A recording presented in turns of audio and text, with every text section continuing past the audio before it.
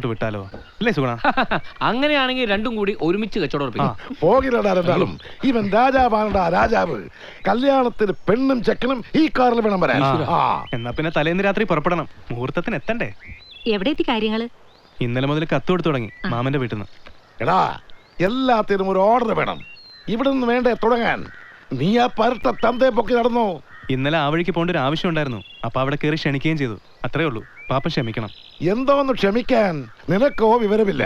കൂടെ നടക്കുന്നവനെങ്കിലും വിവരം വേണ്ടേ? അവിടെ വെക്കടാ. ആളൊരു ജോലി ചെയ്യുന്ന സമയത്താ.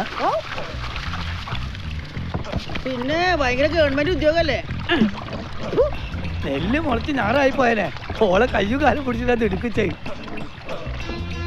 ഇത് ഞാൻ ഈ കത്ത് കൊടുക്കുന്ന ഒരു നൂലാമാല പരിപാടി തന്നെ. ആകെ ക്ഷീണിച്ചു.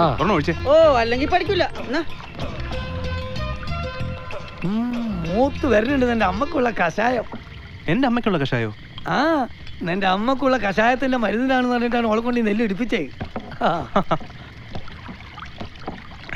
എന്റെ ഈശ്വര, ഇനി എന്തൊക്കെ പണികൾ കിടക്കുന്നു. അതിന് നീ എന്തിനാ ബേജാറാണ്?